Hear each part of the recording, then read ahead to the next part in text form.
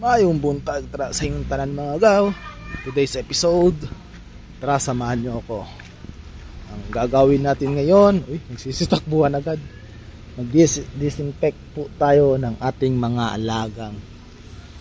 Mag-disinfect pala tayo sa ating mga kulungan na gagamitin natin mamaya. Kasi itong first batch na ito, lalaki na. Iwawalay na sila. So dapat yung kulungan na bago sila ililipat, dapat malinis. So dito ko silang lilipat.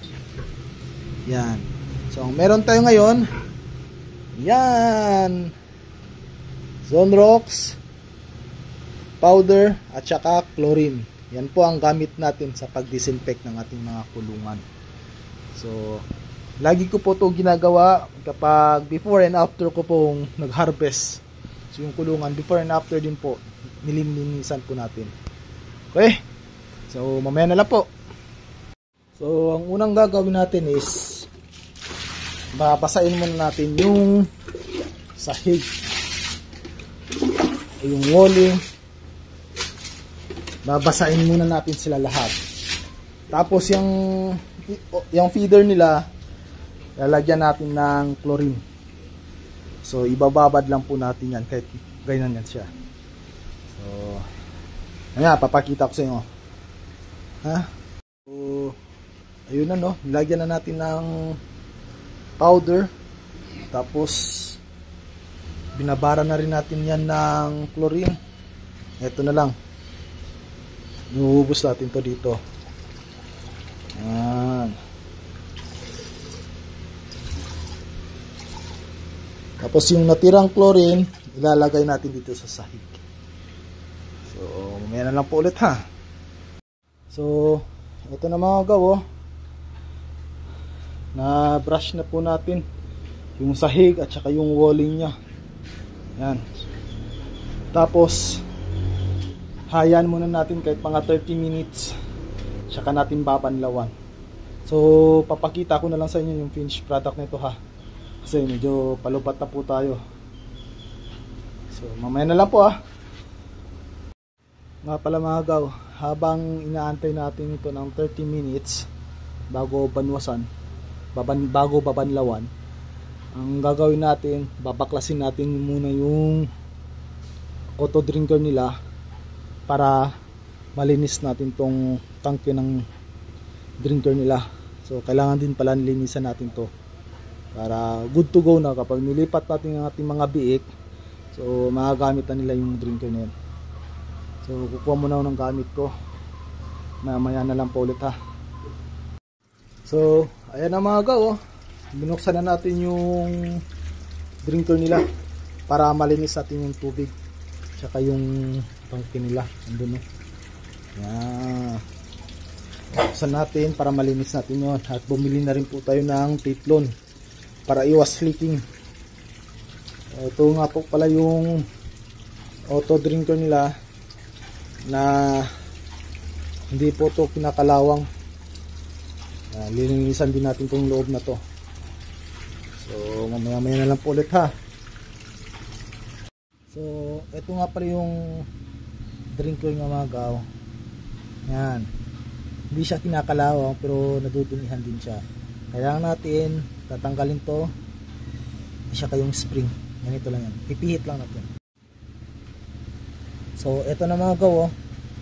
So ito na mga gaw. Ito yung spring niya. So madumi na rin. Naipit na. Yan. Marumi na siya. Tapos yan.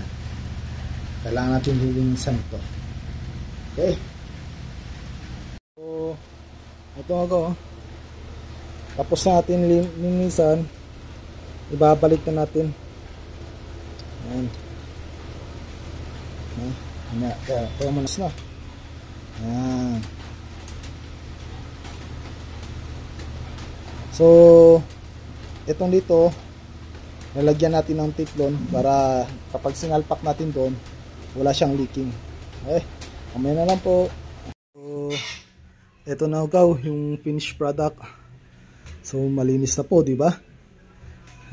Tapos na rin tayo sa disinfection natin. Yung auto drinker nila, nalinis na rin po natin, napalitan na po ng bagong teflon. Tapos yung tangke nila dito nalinis na rin. So pinuno na po natin yan. Okay, so ang kailangan natin gawin, papatuyuin muna natin ito saglit. Pagkatapos ililipat natin yung biik. Bago ililipat, kukuha tayo ng pagkain doon sa kabila, ibuburo natin. Tapos bago sila ilipat dito, tinuturukan ko muna ng multivitamins. Tapos saka sila pinapakain. So yung pagkain ko sa kanila mamaya, konti lang talaga para hindi naman po sila ma-loss appetite. Kasi kung dadamihan natin, baka mamayang hapon hindi na sila kakain. So malaking problema po yan. Kaya konti lang talaga para kahit paano hindi sila magutom. Kasi nasanay sila sa gatas ng kanilang inahin eh. Ito yung gagawin ko. Ito yung practice ko. Ito yung pamamaraan ko sa aking backyard. So solo flight. Kaya nga backyard, solo flight. Nakakapagod pero nakakatuwa. So samahan nyo po ako mamaya. Sasauli muna natin yung hiniram natin ng yabe tubo. Salamat. So ito na mga gawo. Ito yung gamit nating multivitamin sa ating mga alagang biik. Tapos 1 ml na syringe. So tara, samahan nyo ako. Iwawalay na natin ating mga biik sa kanilang inahin. Ililipat natin. Tapos nakapagburo na rin po tayo ng pagkain nila. So eto, samahan nyo po ako.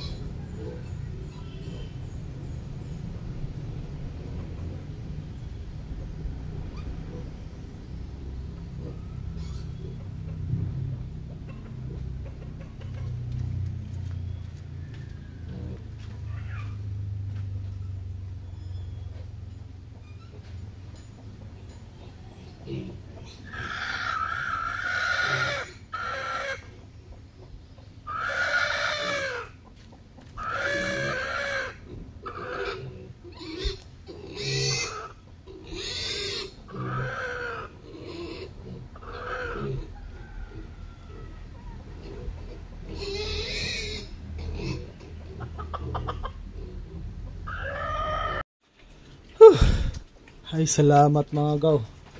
Natapos rin tayo. Yan o. Nailipat na natin silang lahat. 12 po yan sila. 12. Yan. Pinaglaruan na yung tubig. Wala na. Expected ko na ito mamaya. So, yan. Pakain nila. Bilis maubos. Yan. Diba? Salamat. Bigat nila, pero buyag. Thank you. Hanggang dito na lang po. Maraming salamat.